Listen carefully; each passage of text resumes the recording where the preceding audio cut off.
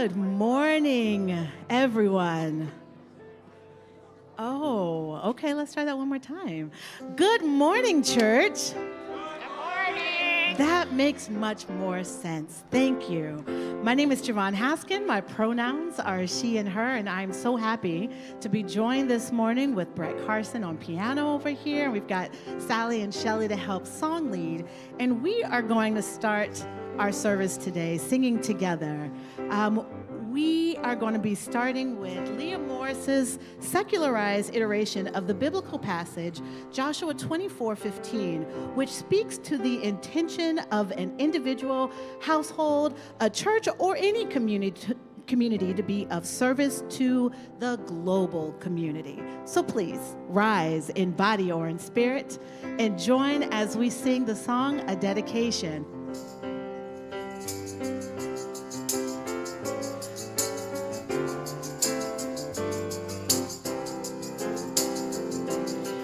For me and my house, you will find us serving peace. As for me and my house, you will find us serving peace. As for me and my house, you will find us serving peace. Peace for all right now. As for me and my house, you will find us serving hope. As for me and my house, you will find us serving hope. As for me and my house, you will find us serving hope. Hope for all right now. As for me and my house, you will find us serving truth. As for me and my house, you will find us serving truth. As for me and my house, you will find us serving truth. Truth for all right now. As for me and my house, you will find us serving love. As for me and my house, you will find us serving love. As for me and my house, you will find us serving love, love for all right now. Let there be peace for all right now. Let there be hope for all right now. Let's speak the truth for all right now. Let there be love for all right now.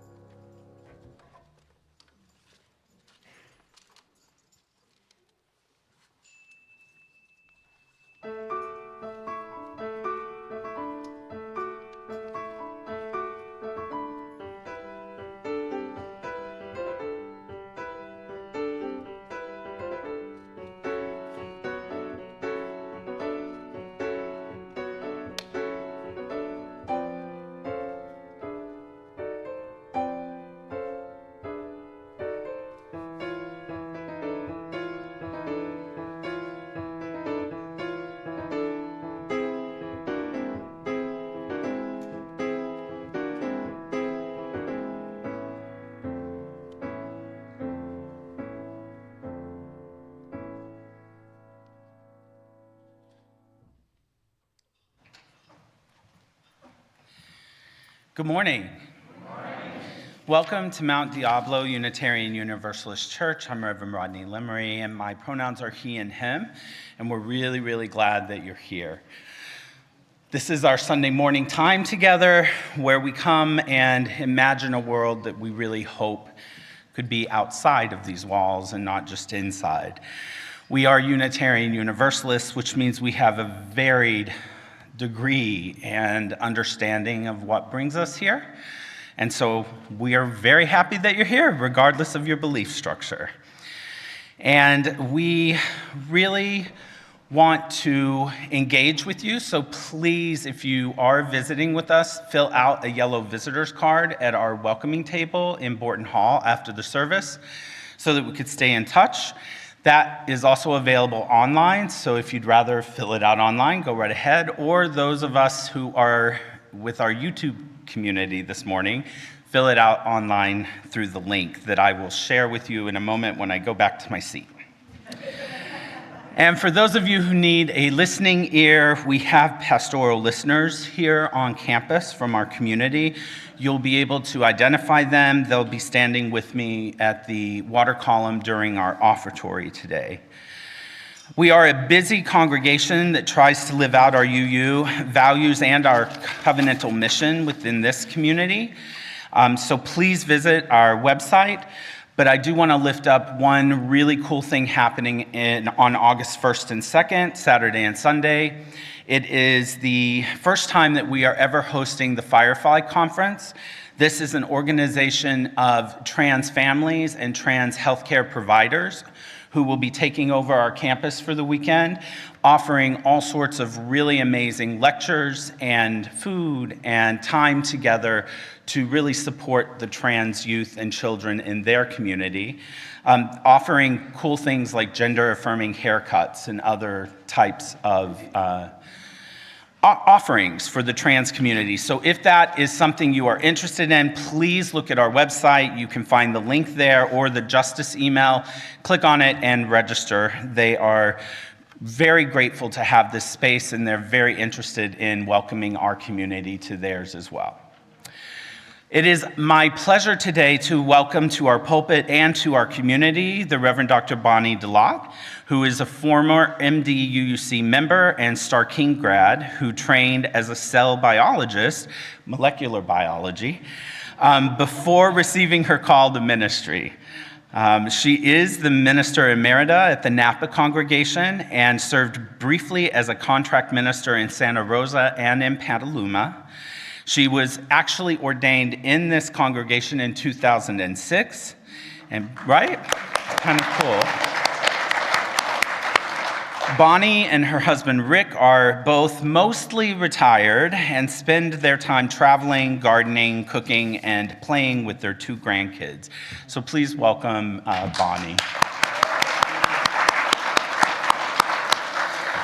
And finally, for all of us gathered together, welcome to this, our beloved community.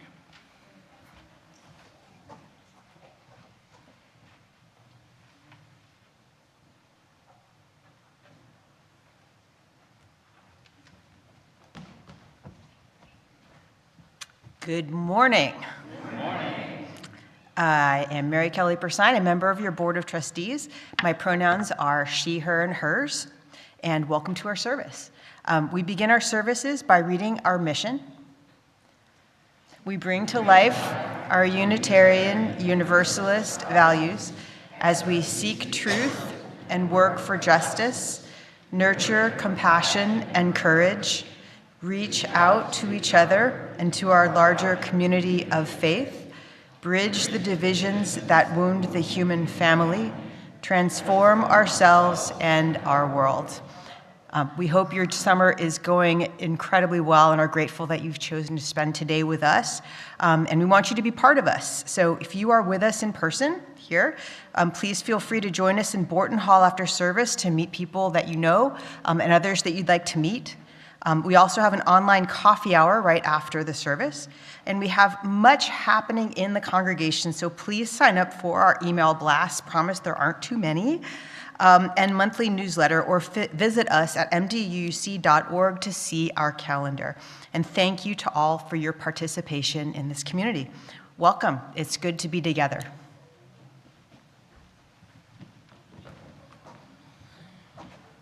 And now, in the spirit of greeting one another, I invite us to turn to our neighbor and just say you are glad that you are here with your whole self. Glad you're here.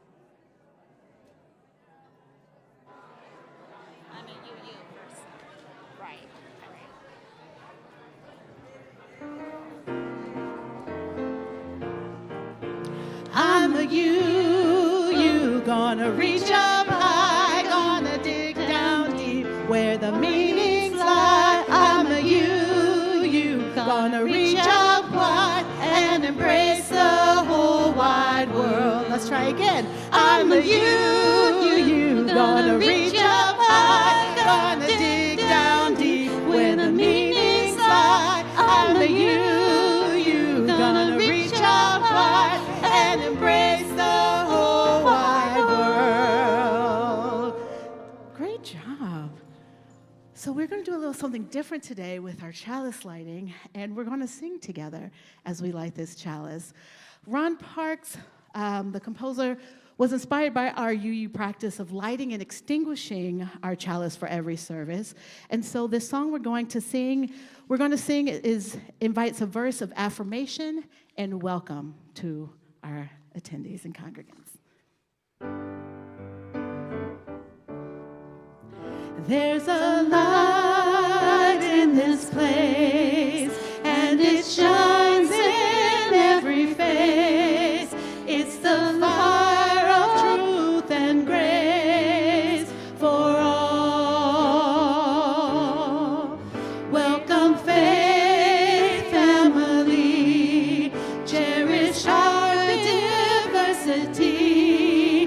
May our worship set us free to love.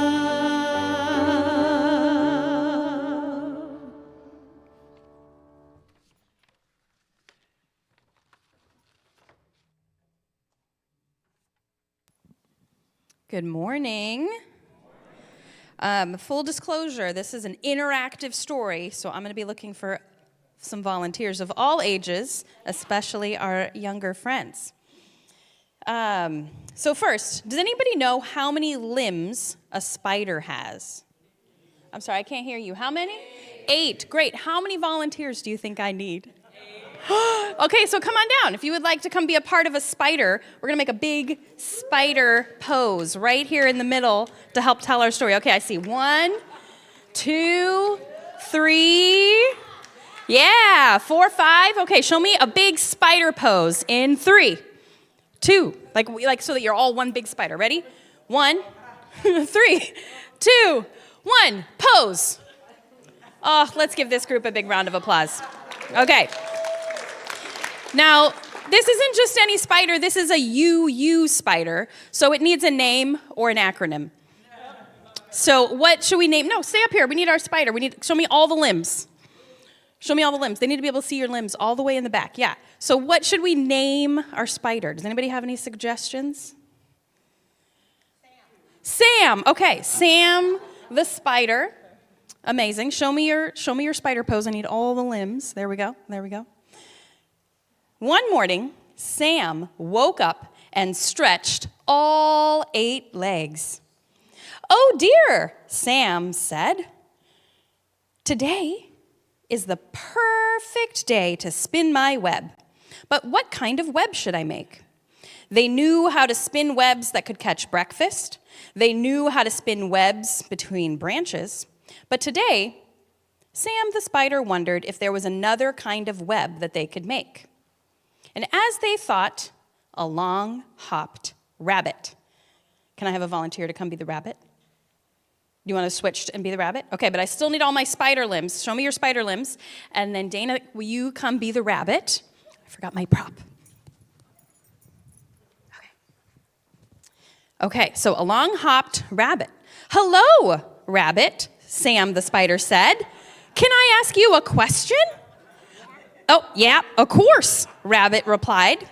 Sam asked, "What helps you feel happy, safe, and like you belong?" Rabbit thought about it for a moment. Does anybody have an answer to that question? What helps you feel safe and help you belong? Food, a home. What helps you feel safe and like you belong? My cats. Cats. That sounds very important, said Sam. Can you help me remember? Now take part of that string and hold on to it. Oh, you know where this is going, huh? Yeah. Okay. Soon, the bluebird flew by. Can I have a volunteer to come be a bluebird? I think we might need a grown-up volunteer. Awesome. Come on down. Will you be our bluebird? Now, bluebird, what helps you feel safe and happy and like you belong? Being around my family. Family. Okay, Sam says, will you help me remember? Take part of the string and then get ready to hand it to the next person. Okay. Next came turtle. I need a volunteer to be the turtle. Oh, Will is volunteering. Come on down. No, come on down. Come be the turtle. What helps you feel safe and like you belong? Friends. Friends. Okay, and then came squirrel. Can I have a squirrel volunteer from somewhere on this side of the room so that we can make it turn into a web? Would you be the squirrel? Okay, toss the yarn this direction. And what helps you feel like you belong? Community. Community, okay. And then I need one more volunteer over here. Javon, would you be willing to be our next volunteer? Okay. How about squirrel? Can you be the squirrel? What helps you feel like you belong? Hugs. Hugs. Okay, let's toss our ball of yarn over here. Amazing. And then we talked to the fox and the deer, and everyone answered a little bit differently. Some said family, some said friends, teachers, neighbors, church, music, pets. And one person even said their favorite reading spot. With every answer, Sam the spider stretched another strand of yarn, and soon something wonderful happened. Who has the yarn? Okay, great. Okay, Angie, I'm tossing it your way. Ready? Now, what do you think the something wonderful that happened was? Does anybody have any guesses? A web? Without even trying to build a web, they had made a web together. Sam the spider smiled. This isn't a web that catches insects, they said. It's a web that reminds us that we are connected. When one friend is having a hard day, the rest of the web helps hold them. When someone celebrates, the joy travels through the whole web. Can you guys help me shake the web? And every new friend who joins makes the web stronger. Sometimes we think we have to do everything by ourselves, but none of us were meant to live that way. We all need people who help us feel happy, safe, loved, and like we belong. That's what makes a wholehearted life. So today, as you look around this sanctuary, remember, we may not always see the threads that connect us, but they're here. They're woven from kindness, from listening, from caring, and from showing up for one another. And together, they make us stronger. Thank you, Spider and animal friends. And please join us in singing our children and youth to their activities.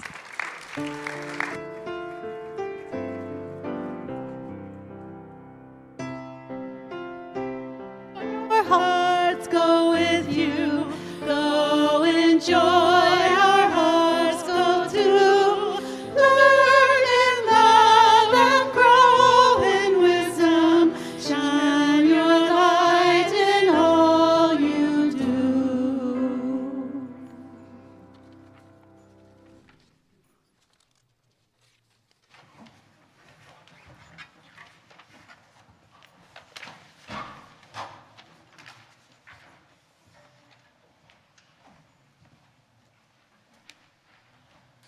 So Bonnie asked us to do a reading together, and I wondered if she would be open to us modifying it a bit so that we could do some hand motions together or body motions. And she said yes, so I'm grateful to her for that. So this is by Joan Javert Duval. It's called We Seek Steadiness. So we're just gonna move a little bit today with each other. There's no correct amount of movement. There's no right or wrong movement. I'm gonna show you some movements. Think of them as suggestions. But you're all use. You probably already do that naturally. So you can stay in your seat, you can rise in body or in spirit. It really just depends on what you feel. And I'll give you the instructions for the motion, and then I'll read part of that reading. So the first thing we're going to do is just sway side to side gently. Let kind of your weight settle into your feet if you're standing or your body if you're sitting. As the world shifts beneath us, we seek steadiness.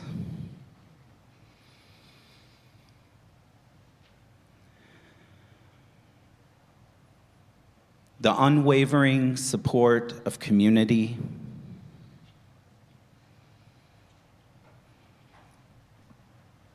the principled guidance of wise teachings. This one's tricky. The faithful turning of the seasons. You can just turn on your hand if you'd like. Now over your heart. We seek within ourselves. Now open up to the room and in one another.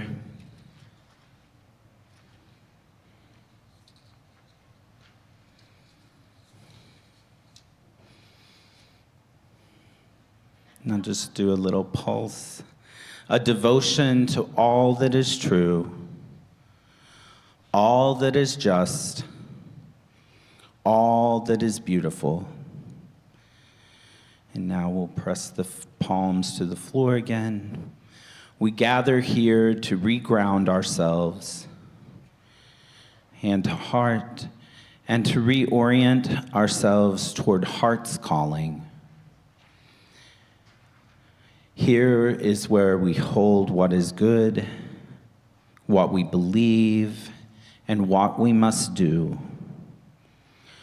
With resolute, compassionate hearts. And now I invite you to say together the words, "Come, let us worship together.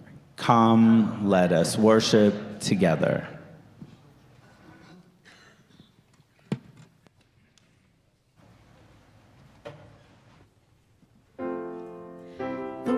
To our congregational hymn are written by Alicia Carpenter, who was a Unitarian Universalist singer-songwriter. And like many hymn writers through the centuries, Carpenter often brings new lyrics to Renaissance and Reformation-era hymn tunes, like this one from the 1543 Genevan Psalter, to convey contemporary ideas. Please rise in body or in spirit as we sing our congregational song together.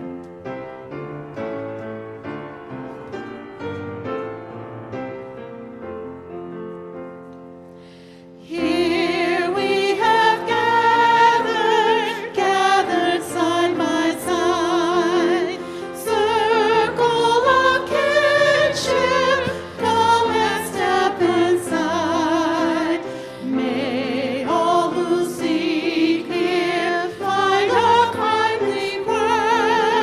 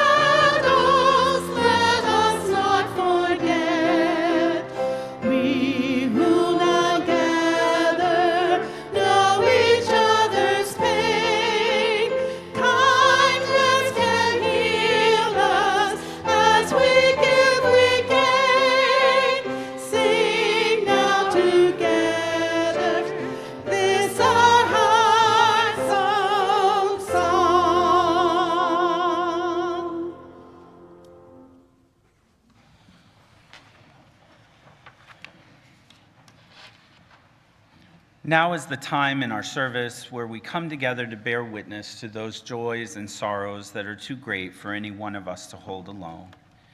If you've written in our book of joys and sorrows today, I invite you to come forward to light a candle as I read your entry. Scott Schrader, I hope can start us off, is lighting 3 candles of joy on behalf of the Caring Committee to honor our chronologically gifted congregants who are having a 90-plus birthday this month, right? First is Fenella Robinson. She turns 90.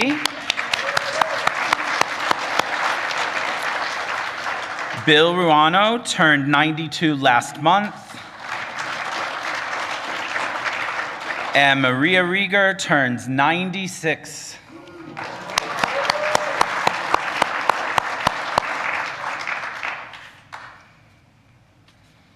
Tom Taylor is lighting a candle.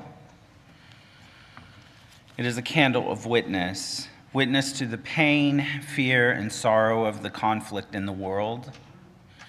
May we find our way to peace and joy.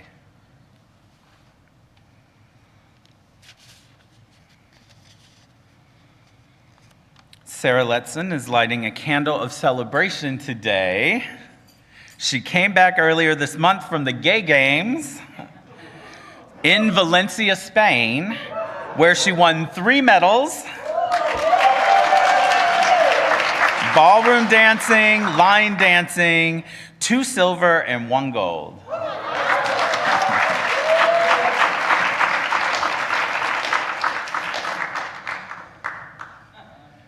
And Nancy and Steve Falk, our new grandparents.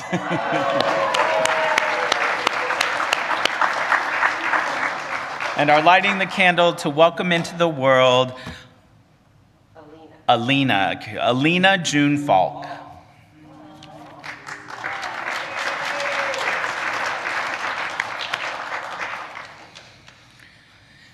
And Mary Helen Binger is lighting a candle to honor her brother, Bill Binger, in Salt Lake City, who died yesterday from Parkinson's disease. He was 72.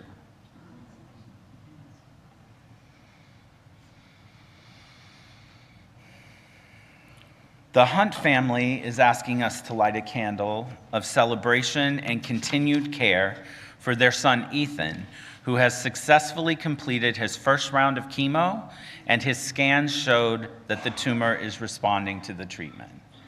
Yeah, that's what that's at. And now I'll ask Bonnie to light 2 final candles for us, the first representing all of those joys and sorrows that are too large and that remain in our hearts and are still held by our community. And the last candle, for this world in all of its messiness, and in our hearts, the desire to make it better.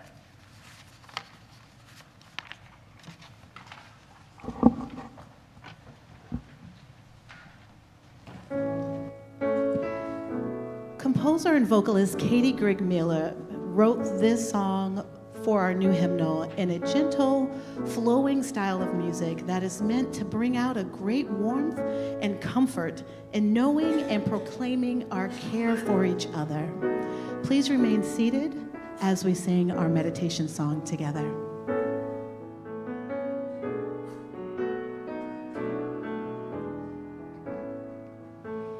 When the winds around you blow, take my hand. When the raging waters flow, I'll help you to land, and we'll go together into the great unknown.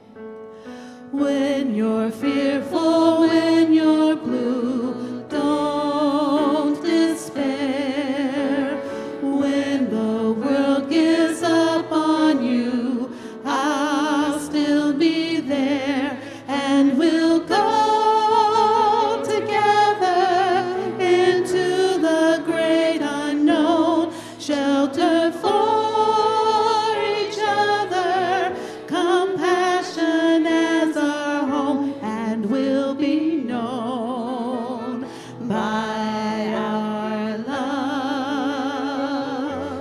will be known by our love, and will be known by our love, will be known by our love.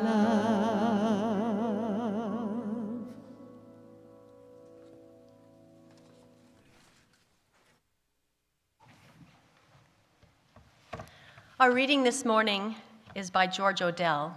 Let us read responsively. I invite you to read the words in italics. We need one another when we mourn and would be comforted. We need one another when we are in trouble and afraid. We need one another when we are in despair, in temptation, and need to be recalled to our best selves again.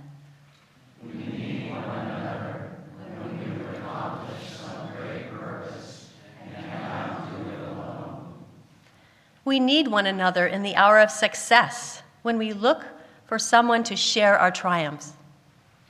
We need one another in the hour of defeat, when with encouragement like the work we need one another when we come to die, and would have gentle hands prepare us for the journey. All our lives we are in need, and others are in need of us.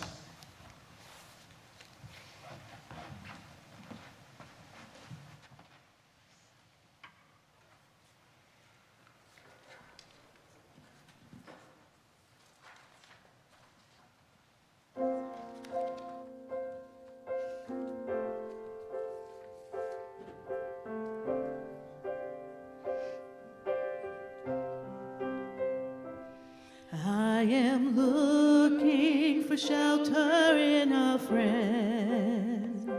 We can build a beginning, but I do not know the end. I am scared of breaking when I bend. We will carry each other on the way. My courage is your courage when the journey is only getting longer. My strength is your strength. We will carry each other on the way. There are people and I'm running out. I still find a solace when I close my eyes to pray. What I've lost and what I hope to stay. We will carry each other on the way. My courage is your courage when the journey is only getting longer. My strength is your strength. We will carry each other on the way.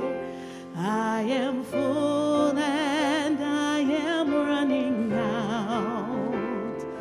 I'm a flooding river and I'm living through the drought.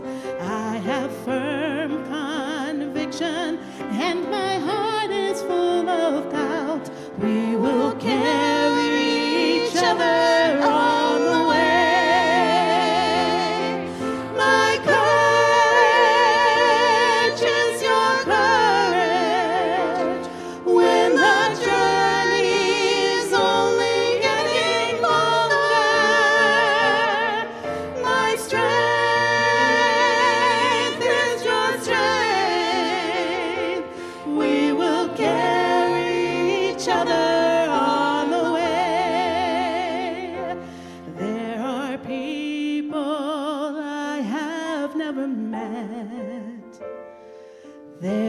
something special and I haven't found it yet.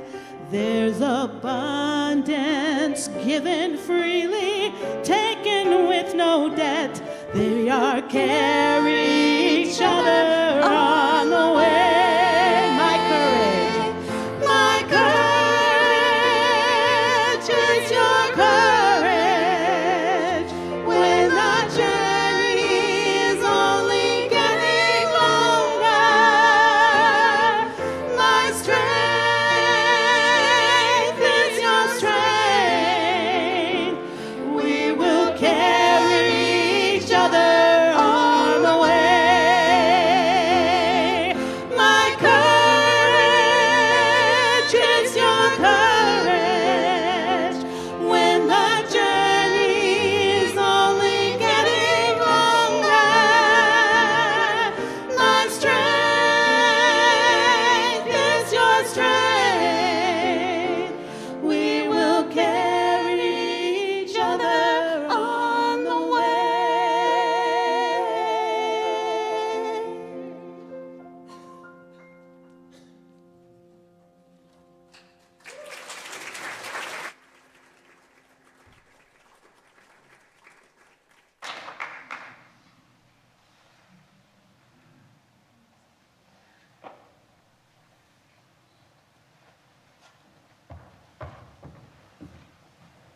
Good morning.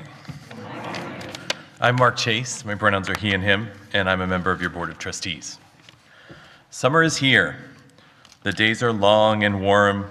The peaches are ripe. The corn is crisp and sweet. The tomatoes tangy and savory. Kids on scooters and e-bikes zip in and out of busy streets. Barbecue smoke fills the air at parks and Little League games.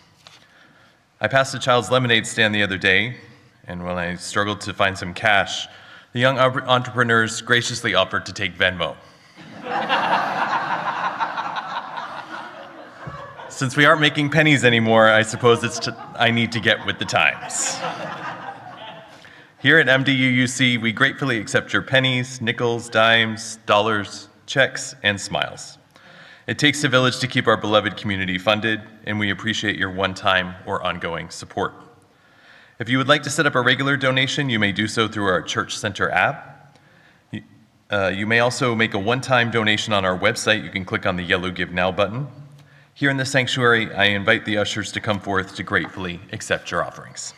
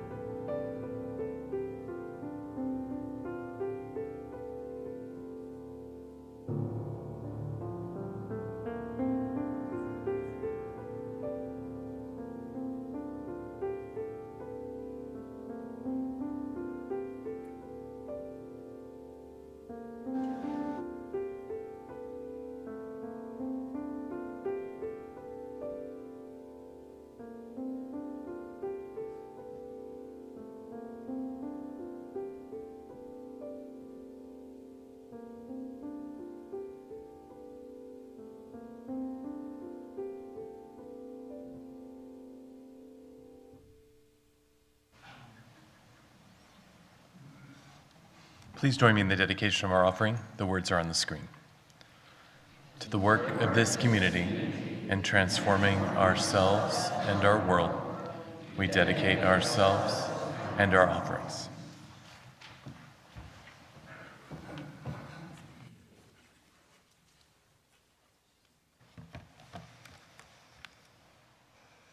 Our reading this morning included the words, "We need one another."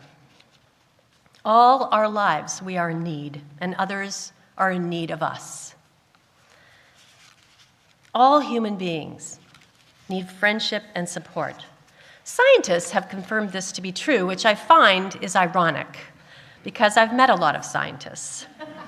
And I predict that this conclusion may send some of them into a complete panic, because it means they need to be socializing with one another.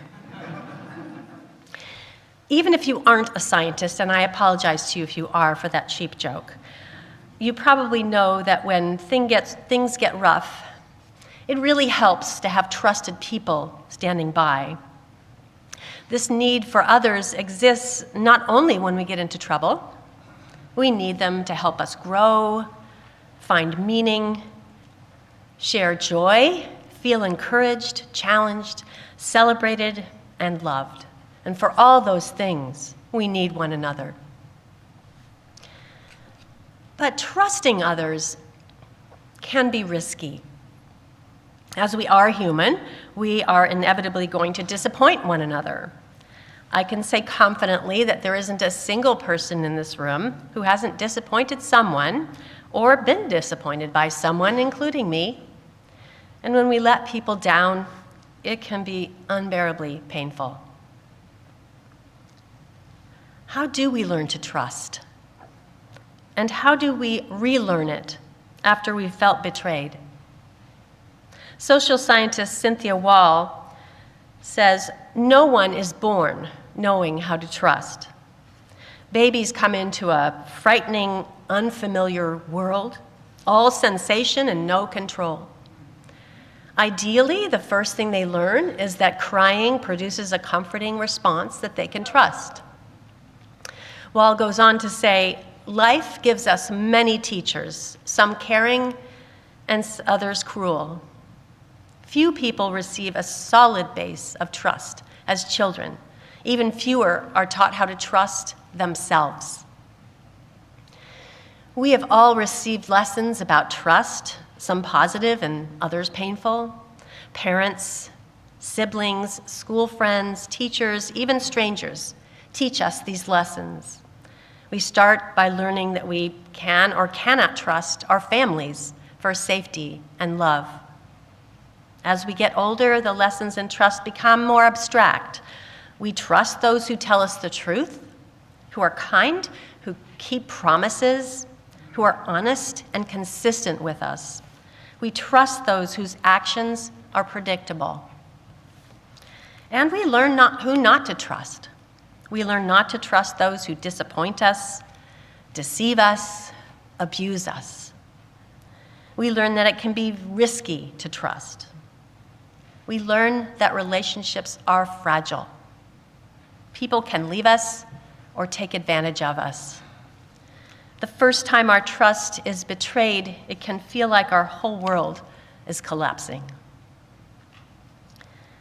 As children, we also learn to trust ourselves, hopefully. Sometimes everything about a situation checks out, but a gut check reveals that there's something that feels off. Learning to trust ourselves, including our gut, is another important lesson. People who do not trust themselves can be a little too trusting of others or unable to trust anyone. So how can we get better at trusting people? Ernest Hemingway once said, "The best way to find out if you can trust somebody is to trust them." We learn to trust by practicing through trial and error. We learn to trust by trusting.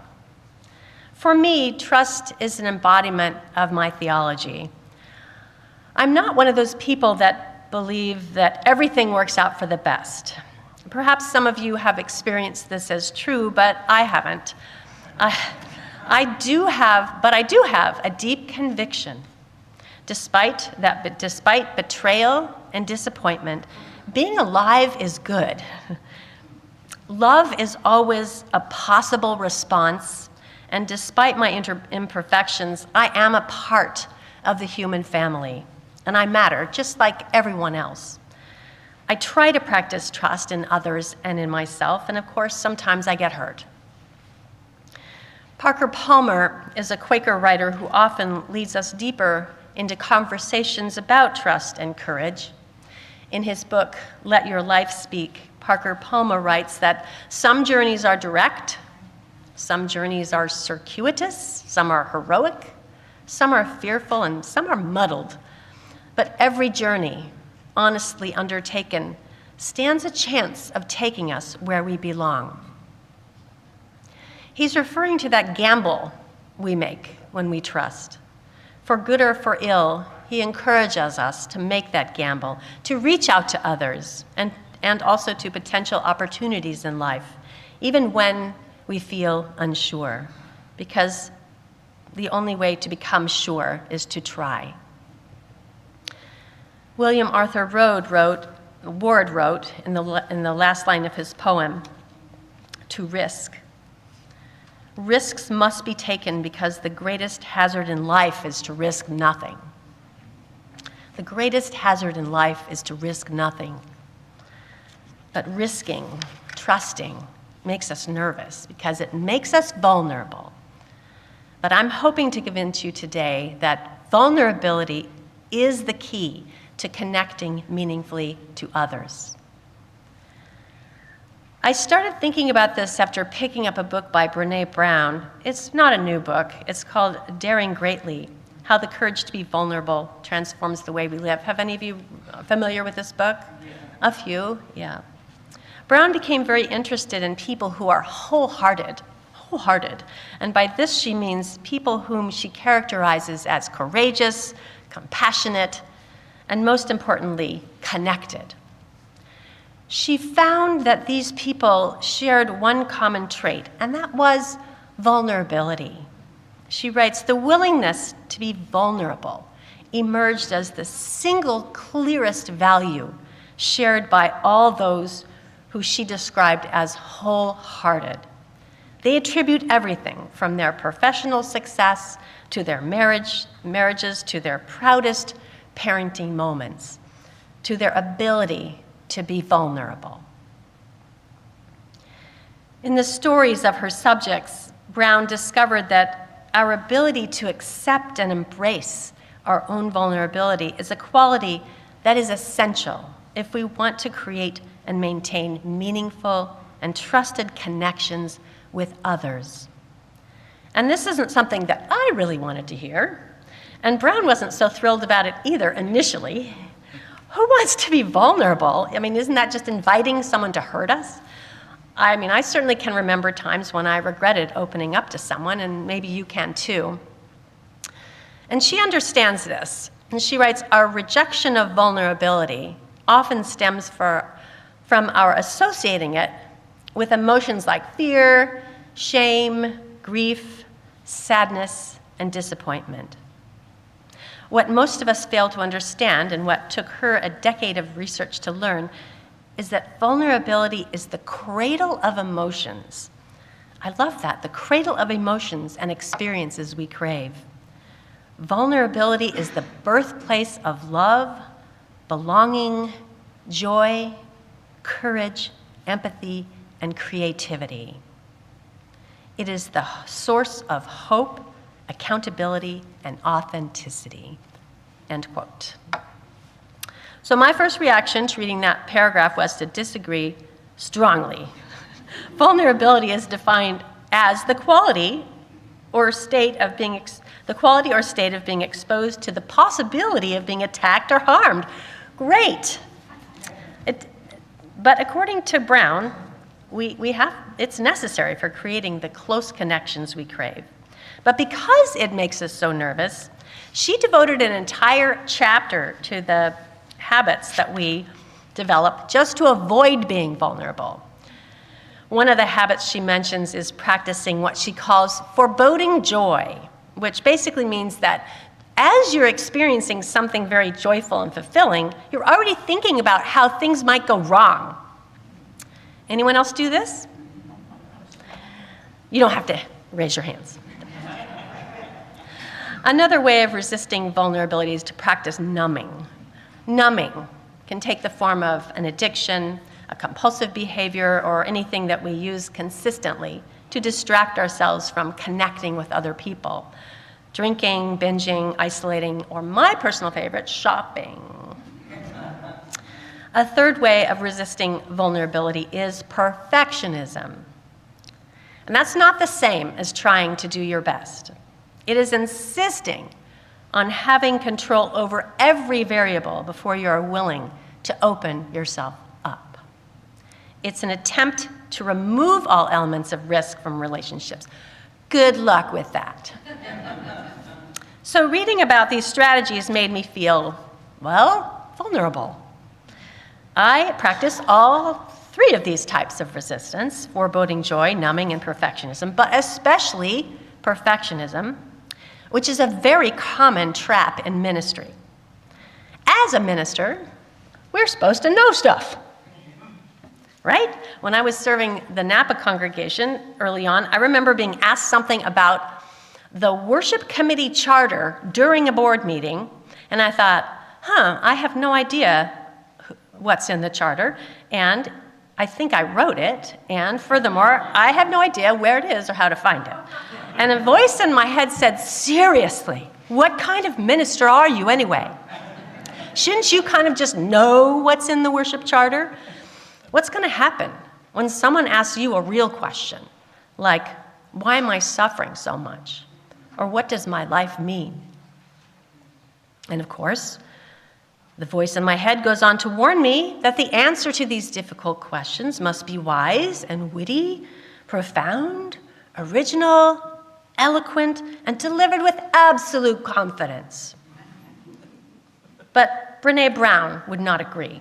She would say that even if I was capable of coming up with some confident answers, it would be much better to answer honestly and from a place of vulnerability. It would be much better to simply admit that I don't have all the answers, that I struggle with the same questions, and that often life is a complete mystery to me. Some may feel confident delivering the one right answer straight from God's mouth, but Brown would say that confidently delivering correct answers does not foster the kind of connections that are forged when we wrestle with those questions together. The vulnerable, wholehearted people that Brown describes have absolute trust in two things. The first has to do with unconditional love. They trust that they are worthy of unconditional love, even though they may not experience it often. The second thing they trust in is that their flaws and foibles make them unique and beautiful. And this should be a great relief to us. I mean, think back. I'd like you to think back on some of the most memorable memorial services you've ever been to. I mean, what do you remember? Was it meaningful to hear how perfect the dearly departed was? Do we weep when we hear that they paid their bills on time? Or kept a perfect house?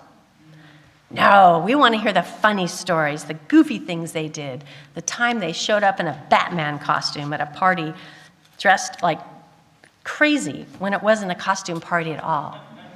We love people for who they are. We don't love them for how flawlessly they live. Wholehearted people trust in their own lovability and the worth of their own individuality. They are able to let go of messages about who they should be, embracing instead the fullness of who they are. And that is not easy, I'm just going to say. But somehow they hang on to this mindset, even when they are hurt, victimized, or disrespected. They trust in love and goodness, and that allows them to connect powerfully with others and makes them incredibly resilient to the ups and downs of life. Now, I want to take a minute before I finish to acknowledge something important, and that is the painful, unjust reality that vulnerability has different consequences for different people. Personal vulnerability may mean something very different for me, a cis married white woman of a certain age, than it would to a person of color or a non-binary person or a person who identifies as LGBTQ or an immigrant. The kind of personal vulnerability I've been describing, for some, could carry unacceptably high levels of risk. And if that is true for you, I hope you have a place or a family or a community where you feel supported enough to express your wholeheartedness. This community was the first place I encountered that was like that for me. And that was when I was brand new to Unitarian Universalism about 30 years ago. And I hope that it is for you as well. If your life experience or your identity, for some reason, makes you feel unsure if you can express vulnerability, I hope you will have a conversation with someone, one of the ministers here, or with another trusted counselor who might be able to help identify a community of refuge. It's very important. Unitarian Universalism seems to me to be the perfect place to grow wholehearted people. Our theology centers love and recognizes the many, many ways that we are both the same and different from one another. The faith we share is covenantal, which means that we have agreed to work through our disagreements and conflicts together when they come up, rather than just walking away. Working together to resolve conflict can feel frightening and requires humility and vulnerability, but that vulnerability, as Brené Brown believes, is the exact key to living deeply trusting, loving lives. And frankly, is there really any better place to practice living deeply trusting, loving lives than here in church together? May this congregation be a shelter where all people are welcomed wholeheartedly. May this be a place of encouragement, acceptance, and accountability. And when things get difficult, may we dare to be vulnerable, take a risk, and trust love, because we need one another now and always. Amen.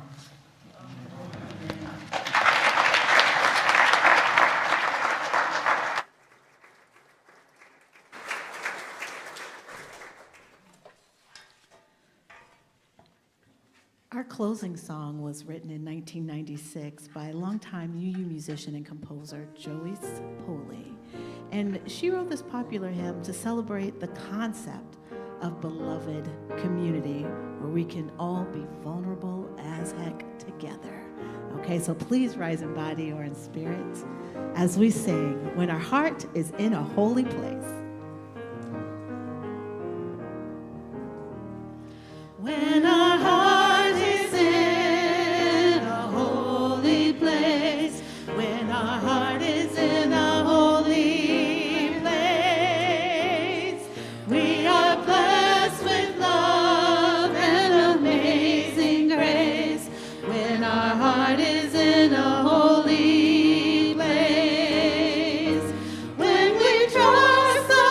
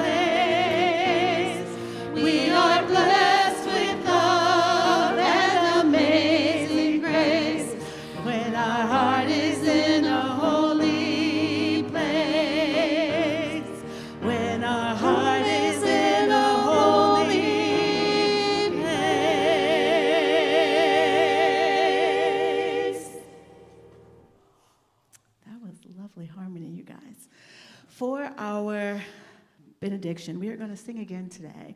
And the Reverend Dr. Rodney Lemery introduced this song to me, and as he extinguishes our chalice today, we're going to sing a song from singer-songwriter Ricky Byers. Her song is We Let It Be, and we are going to sing the chorus from that song. And she wrote this to inspire listeners, or in this case, singers, to open their hearts, release past struggles, and invite peace, joy, and divine love to flow through them.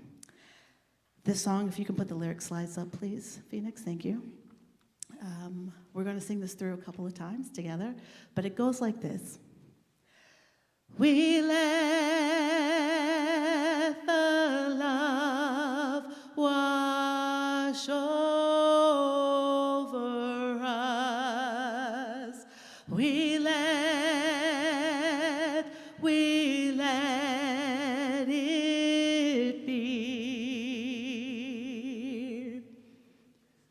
We let the light wash over us. We let it be. Let's sing it one more time together from the top. We let the love wash over us. We let it be. We let the light wash over